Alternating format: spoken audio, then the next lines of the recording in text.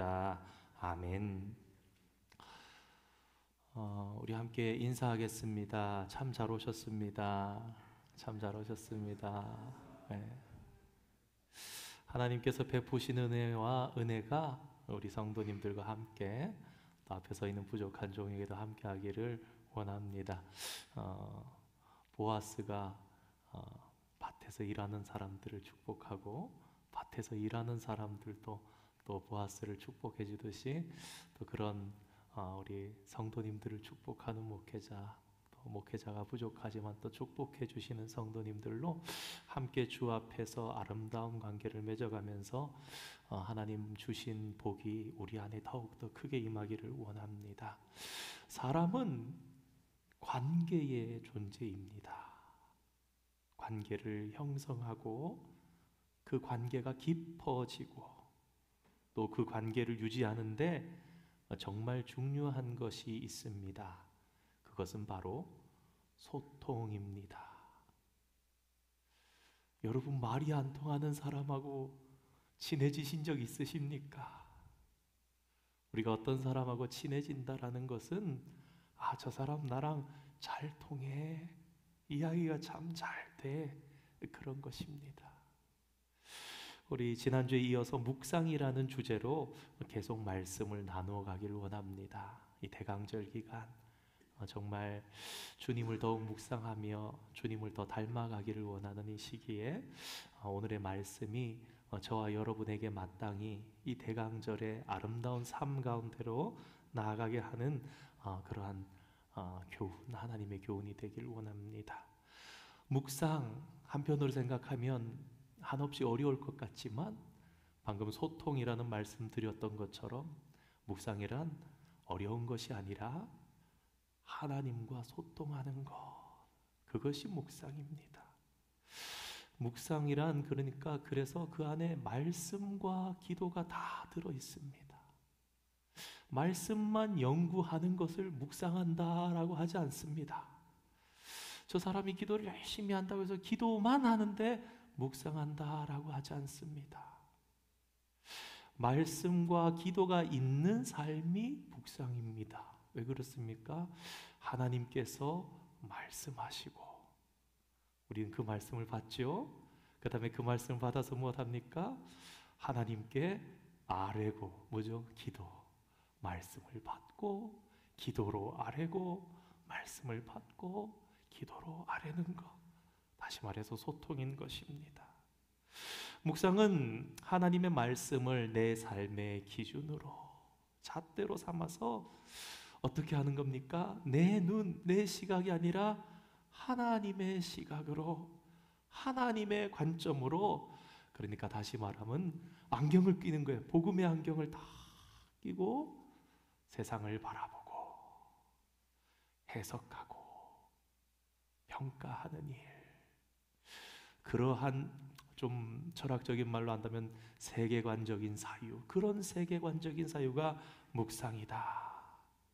그렇게 나를 바라보고 내 삶의 조건들을 바라보면서 내 삶을 향해서 지금 하나님께서 나에게 무엇이라고 말씀하시는가를 듣는 일, 그것이 묵상입니다. 그리고 기도를 통해, 순종을 통해 내가 분별한 하나님의 뜻에 반응하는 것까지, 그러니까 실천까지가 묵상입니다. 그러니까 다시 말하면 세계관적인 사유이면서 세계관적인 실천이라고까지 부를 수 있는 것입니다. 하나님께서 무엇이라고 나에게 말씀하시는지, 하나님께서 내가 무엇을 하는 것을 좋아하시는지에 대해서 감과 촉이 예민해지는 것, 이것이 우리의 신앙이라고 할 때에 이것은 반드시 성경 지식과 비례하지는 않습니다. 여러분, 그렇지 않습니까? 우리가 학력이 짧아도, 우리가 나이가 들어서 기억력이 쇠한다 할지라도, 그러나 그러한 우리가 하나님께서 기뻐하시는 것이 무엇인지를 알아보는 눈이 있고 하나님께 영광을 돌리는 일이 무엇인지를 알아채는 그러한 귀가 밝은 사람은 진정한 신앙인입니다. 진정한 묵상인입니다.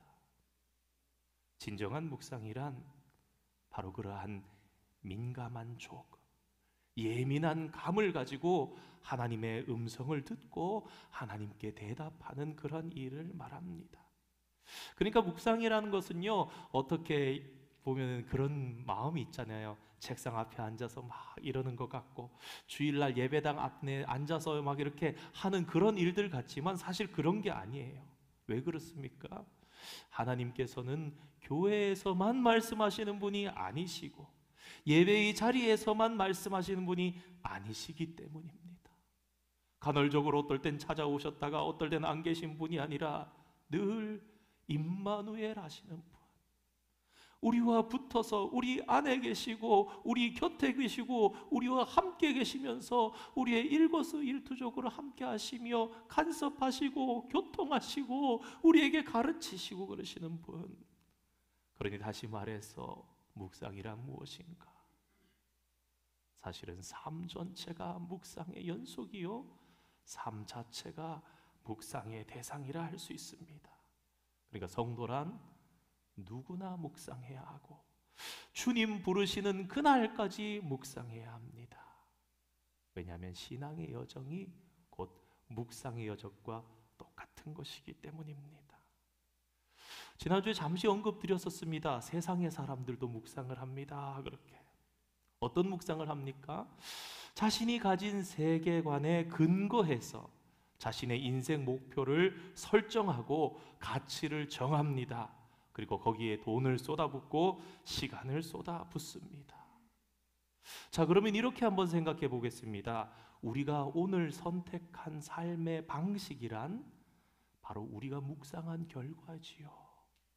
세상의 사람들도 세상대로 묵상해서 그 묵상의 결과대로 살아내는 것입니다. 자기가 그게 옳다라고 생각을 하니까, 맞는 리스폰스라고 생각하니까. 그러니까 오늘 우리 각자의 삶이란 것은 결국 저마다의 묵상이 만들어내고 빚어낸 결과물이다, 이렇게 말씀드릴 수 있겠습니다. 그런 의미에서 본다면 교회 역시 어떠한 것입니까? 우리 솔즈베리 한인 장로교회는 솔즈베리 한인 장로교회의 성도들이 묵상한 결과로 맺어진 결과물입니다. 신앙생활에서 우선순위를 묵상하고 그것에 따라서 교회의 존재 방식을 결정합니다. 그 교회의 성도의 수준이 그 교회의 수준이요, 그 교회 당회의 수준이 그 교회의 수준을 이끌어가는 것입니다. 그 교회 목회자의 수준이 그 교회를 이끌어가게 되는 것입니다. 그래서 여러분, 이런 것 같아요. 내가 묵상하지 않으면 어떻게 됩니까? 내가 묵상을 당하게 됩니다. 세상을 한번 생각해 보시기 바랍니다. 내가 생각하지 않으면, 내 주관이 서 있지 않으면 그럼 어떻게 됩니까? 남의 생각을 따라가게 돼 있어요. 내가 내 안에서 어떤 가치에 대해서 정립하지 않으면 따라갈 수밖에 없게 되어 있습니다. 자, 이것을 교회에 적용해 보겠습니다. 그렇다면 만약에 교회가 성경적으로 생각하지 않는다면 그럼 어떻게 되겠습니까? 교회가 세상으로 따라가게 돼 있는 거예요. 세상이 생각한 대로, 세상이 묵상한 대로, 그러면 어떻게 됩니까? 결국 교회의 정체성을 잃어버리고 맙니다. 그런데 이게 성경 안에 들어있는 구약의 역사에 많이 반복되고 있습니다. 이스라엘 백성들이 하나님을 제대로 묵상하지 않으니까 어떻게 됩니까? 세상을 따라가고 바알과 아세라를 따라가는 것입니다. 그들이 하나님의 백성인가 그 정체성이 없어져 가는 것입니다. 오늘의 성도도 마찬가지입니다. 성도가 만약에 하나님의 말씀을 내 삶의 잣대로 삼지 않는다면 어떻게 됩니까? 세상에 휘둘리는 겁니다. 돌에 휘둘리고 사상에 휘둘리고 내 욕망에 휘둘리게 됩니다. 그러면 결국 그 사람은 더 이상 성도가 아니게 됩니다. 왜? 성도란 무엇입니까? 하나님과 소통이 있는 사람, 묵상하는 사람이 성도인데, 그 하나님과의 묵상이 끊어지고 세상의 묵상만 남아있고 그것을 따라가느라 급급하니 어찌 그러한 그가 성도라 할 수 있겠습니까? 그래서 중요한 것은 묵상을 하느냐 마느냐가 아니라 더 중요한 것이 있으니 어떻게 묵상하느냐, 무엇을 묵상하느냐, 그리고 무엇을 위해서 묵상하느냐 하는 것이 중요합니다. 그릇된 동기, 그릇된 방법, 잘못된 목표를 가지고 묵상하면 오히려 묵상하면 할수록 우리는 하나님을 내 욕망을 섬기는 그런 우상처럼 만들어 버리는 거예요. 자기 필요에 따라서 만들고 거기에 그저 하나님은 복만 주시면 된다고, 동의만 해주시면 된다고. 묵상이 그렇게 되면 결국은 고품격 신앙을 과시하는 그러한 액세서리 같은 정도로 만들어져 버리는 것입니다. 그러므로 사랑하는 성도 여러분, 하나님을 믿는다는 것은 곧 하나님을 묵상하는 것과 같은 것입니다. 오늘 말씀을 준비하면서 그런 생각을 해봤습니다. 우리는 정말 그분을 묵상하고 있는가?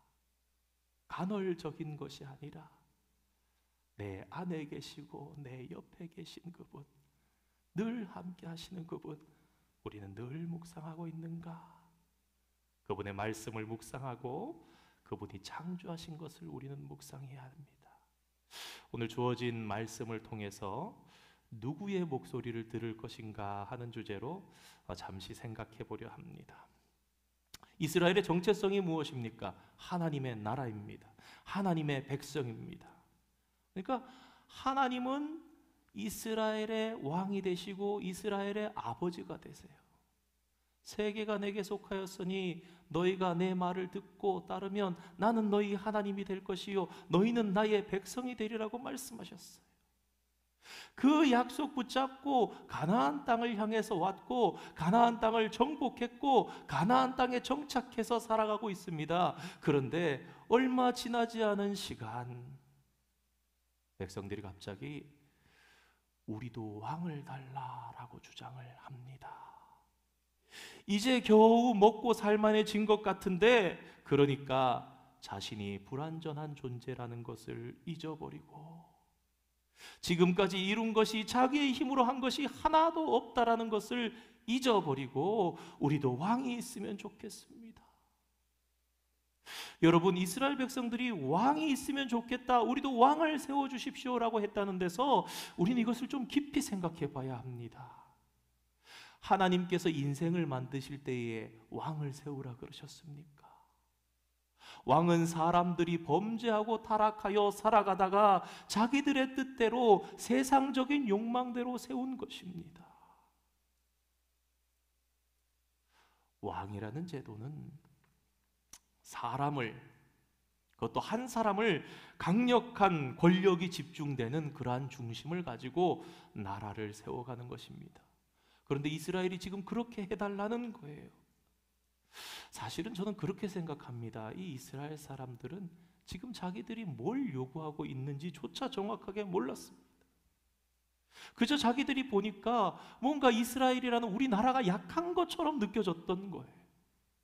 주변의 나라를 보니까 뭔가 힘 있는 것 같고, 전쟁을 하니까 왕이라는 사람이 나아가서 다스리고 아주 강력한 리더십, 카리스마를 가지고 살아갑니다. 그래서 야, 우리도 저러면 좋겠다. 여러분, 사사기의 결과가 무엇입니까?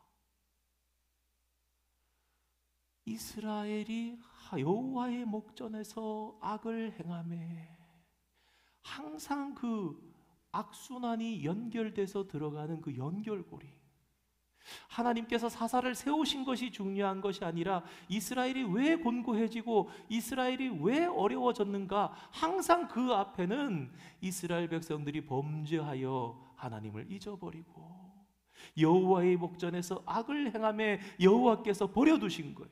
여호와께서 대적을 일으키신 거예요. 그런데 지금 이스라엘 백성들이 하고 있는 게 뭐냐? 왕을 세워달라. 여러분, 고생하고 종살이하며 힘들게 살던 그들을 이집트에서 겨우 건져가지고 자유를 주시고 해방시켜 주시고 하나님을 마음껏 섬기면서 살 수 있는 그러한 나라를 허락해 주셨는데, 왕을 세워달라는 말은 다른 말로 하면 뭡니까? 여러분, 이론적으로는 이렇다고 해요. 왕이 있는 국가는 20%가 지배하고 80%가 지배를 당하는 나라입니다. 이제 겨우 아들, 딸들이 자유롭게 살아가고 세상의 나라들이 부러워하면서 살아가고, 야, 저 나라는 어떻게 저렇게 잘 되나, 하나님을 믿고 사니 왕이 없어도 저렇게 잘 사는구나, 왕이 없어도 질서가 잘 서는구나, 왕이 없어도 도둑이 없고 범죄가 없고 이렇게 살아가는구나 하면서 부러워해야 하는데, 그들이 하나님을 없으니까, 하나님과 소통하지 않으니까, 하나님을 떠나니까 오히려 반대로, 아까 말씀드렸죠, 세상이 뭐 잘 되는 게 뭐 있나, 하나님을 묵상하지 않으니까 세상을 묵상하는 거예요. 세상을 묵상하고 그 안에서 방법을 찾는 것이 뭡니까? 다시 애굽으로 돌아가겠습니다, 그겁니다.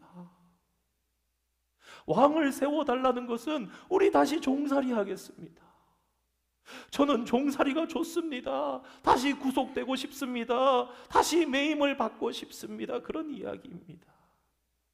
그리고 나아가서 그것보다 더욱더 큰 문제는 그들이 인간 왕을 요구했던 것이 아니라 그 마음의 기저에 깔려있는 것, 어쩌면 자신들도 몰랐던 그 마음속의 악함은 결국 하나님을 자신들의 왕으로 인정하지 않겠다, 그런 큰 죄악이 들어있었습니다. 그래서 나중에 사울 왕을 세우고 나서 이 사무엘이 너희들이 얼마나 잘못했는지 말씀을 선포하고 할 때에 하늘이 울지 않습니까?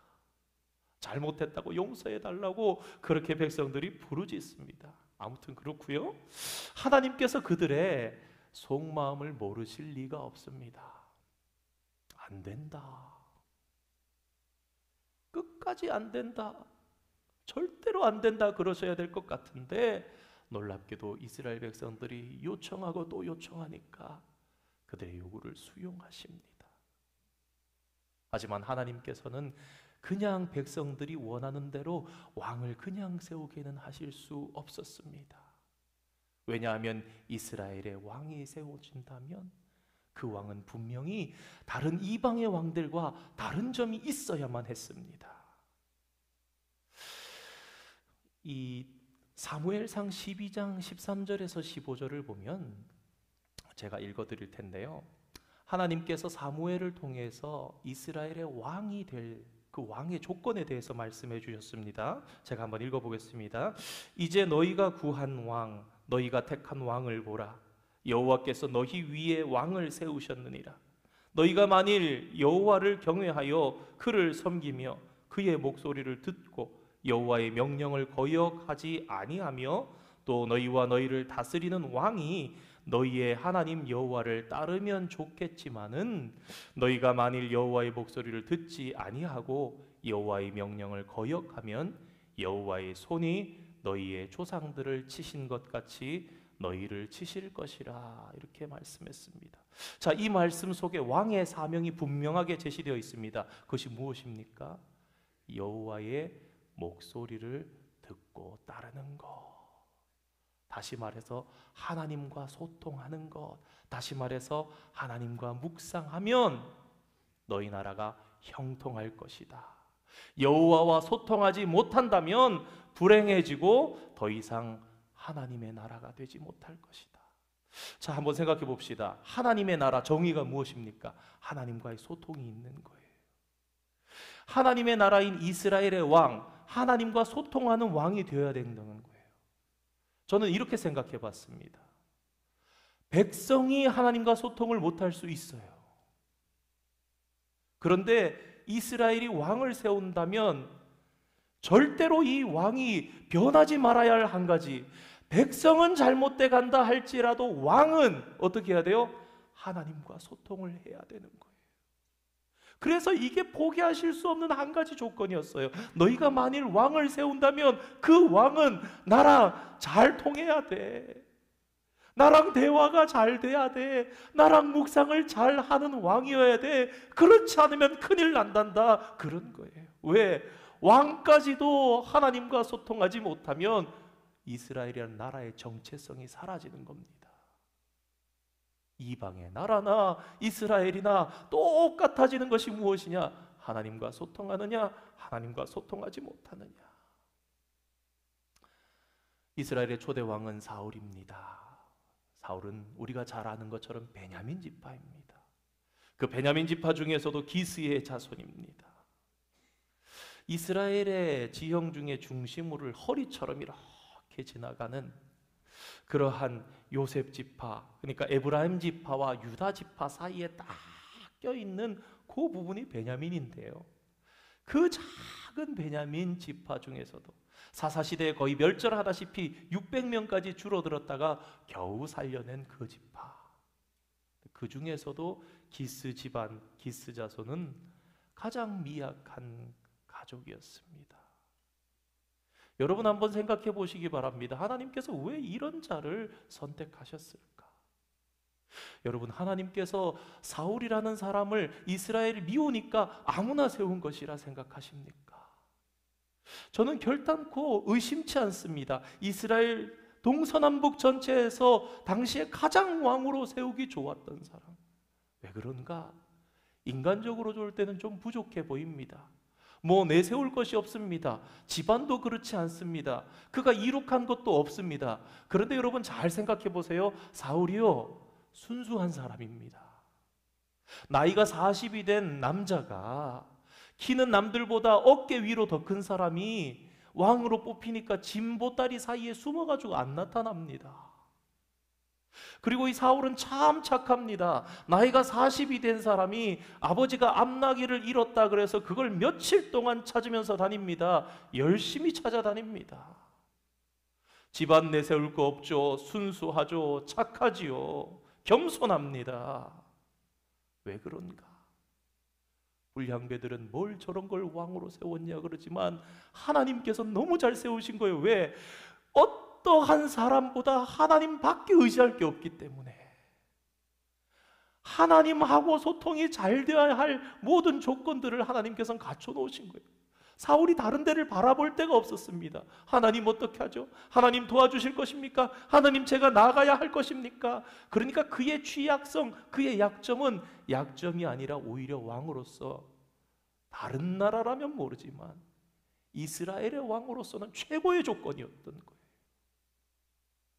우리가 잘 아는 대로 사실 사울은 취임하고 초기에 참 잘해 나갑니다. 믿음으로, 하나님을 의지함으로, 군대가 제대로 동원되어 있지 않던 그런 상황 가운데 이스라엘 백성들을 이렇게 그런 마음들을 불어넣어서 군대를 일으키고 하나님을 의지해서 나가서 싸우면서 이겨나갑니다. 그런데 안타깝게도 초반에 몇몇 번의 승리가, 성공이 그를 점점 변하게 해 나갔던 것 같습니다.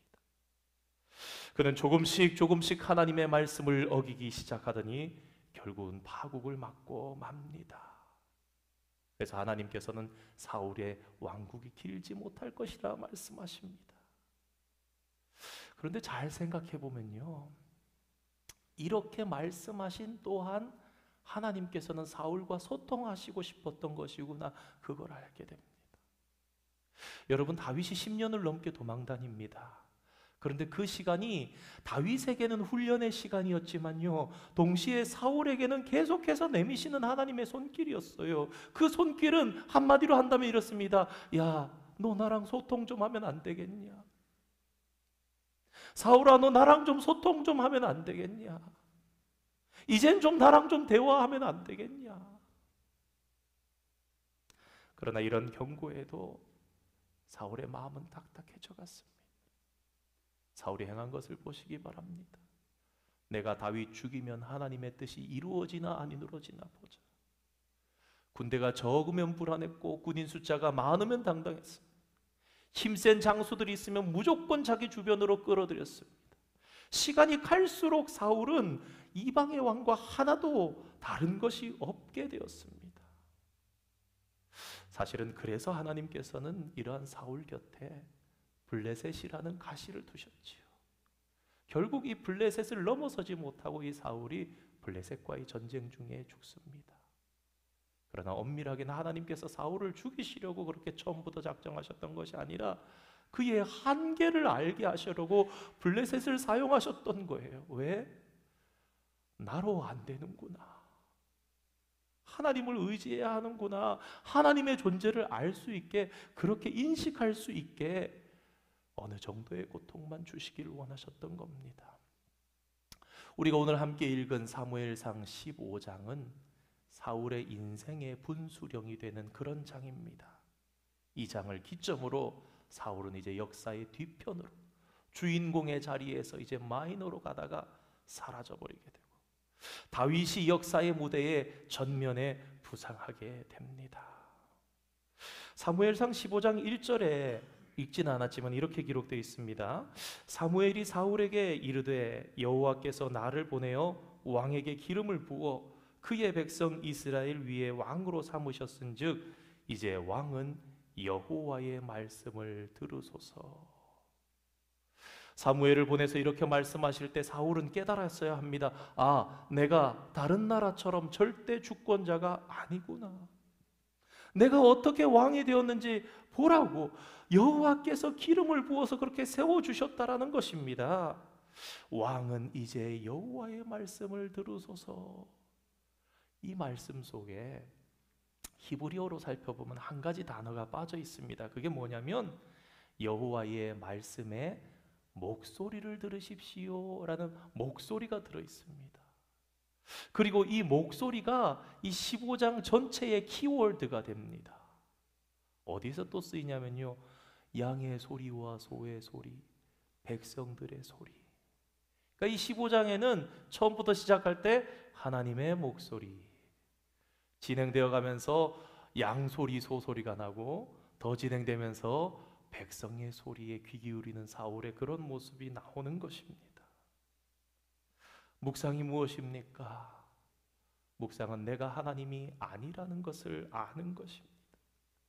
내가 내 인생의 주권자가 아니라는 사실을 인식해가는 그런 여정입니다. 여러분, 에덴 동산에 선악과가 있었어요. 그 선악과가 어떤 자리냐? 묵상의 자리입니다. 아담과 하와가 모든 걸 다 할 수 있는 자유가 있습니다. 모든 걸 다 먹을 수 있는 자유가 있습니다. 그런데 선악과 앞에 지나치다가 딱 섰을 때, 아, 이 나무는 안 되지. 뭘 생각합니까? 내가 주인이 아니구나. 사실은 선악과의 자리는 예배의 자리입니다. 하나님께서 어떤 말씀을 하십니까? 사울에게 아말렉을 모조리 진멸하라, 그렇게 말씀하십니다. 사람이든 짐승이든 하나도 전리품으로 남기면 안 된다라고 말씀하셨습니다. 왜 그런가? 여러분이 아말렉이 누구인가 거기를 분명히 알고 이 전쟁이 어떠한 전쟁인지 그것을 우리가 분명히 알아야 합니다. 아말렉은 출애굽기 19장에 등장하는 출애굽한 이스라엘 백성들을 처음으로 쳤던, 공격했던 그런 족속이었습니다. 그것도 길에서 지친 노약자라 해야 되겠죠. 나이 들고 어린아이들, 그리고 여자들로 구성되어 있었던, 걸음이 처졌던, 후미를 쳤던. 그러니까 무슨 얘기냐? 출애굽 과정은 10가지의 기적이 약 6개월 정도에 걸쳐서 일어났을 것으로 성경학자들은 해석합니다. 뿐만 아니라 홍해의 기적도 있었습니다. 광야에서 이드로를 만났을 때도, 가나안 땅에 도착했을 때도 모든 사람들이 이러한 이스라엘 백성과 그 하나님을 알았어요. 여러분, 그렇다면요, 이 아말렉도 그 소문을 알고 있었습니다. 그런데 그 하나님을 대적했을 뿐만 아니라 또 하나 뭡니까?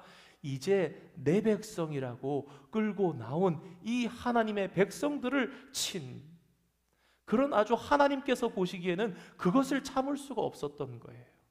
그래서 출애굽기 17장 14절 말씀에 이렇게 기록됩니다. 내가 아말렉을 없이하여 천하에서 기억도 못하게 하리라, 그렇게 말씀하셨거든요.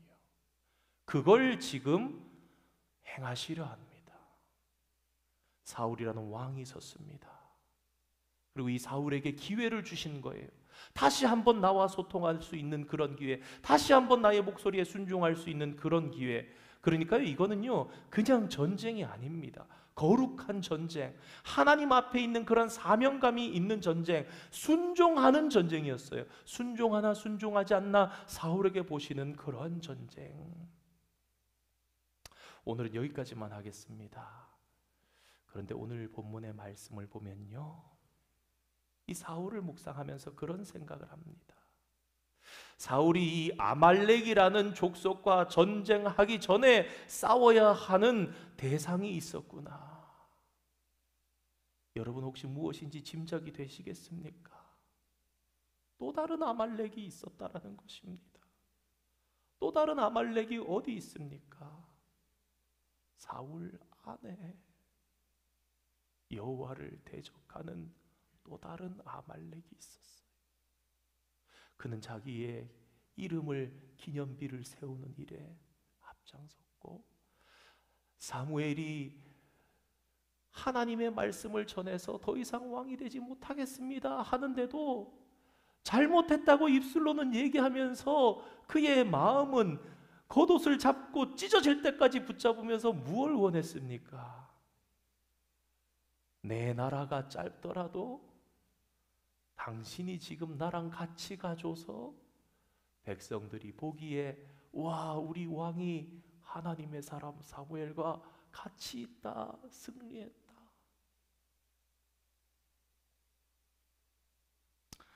그렇습니다. 하나님을 대적하고 겁없이 구는 아말렉, 그것이 바로 사울 자신이었던 것입니다. 그것이 사울의 영적 상태였고, 또다시 묵상과 연결해 본다면 그것이 사울의 묵상이었던 것입니다. 자신의 묵상이 자신의 삶이기 때문에 그것이 사울의 묵상이었어요. 여호와 하나님을 업신여기고 하나님의 구속의 역사와 언약을 잊어버리고 그 말씀을 가볍게 여기는 아말렉, 바로 사울은 아말렉과 별반 다르지 않았던 것입니다. 대강절입니다. 더욱더 깊어지는 묵상이 우리의 삶이 되기를 원합니다. 우리가 하나님과 소통하는 것이 얼마나 중요한지 모릅니다. 왕에게 부탁하셨던 일입니다. 백성들은 어리석어져도 이스라엘의 왕이여, 너는 절대로 나와 소통하지 아니하면 안 된다. 오늘 성도들의 의무, 성도들을 향한 하나님의 말씀도 동일해요. 세상이 타락해 간다 할지라도 사랑하는 나의 아들아, 나의 딸아, 나의 성도야, 너는 묵상을 포기해서는 안 된다. 너는 나와 소통하지 아니하면 안 된다. 그렇게 말씀하십니다. 그럼 우리의 삶이 얼마나 중요한 것입니까? 왜 왕 같은 제사장입니까? 하나님과 소통하는 그러한 자녀이기 때문에. 우리 그것을 마음에 새기시면서 우리 찬양하시겠습니다. 우리 세상의 헛된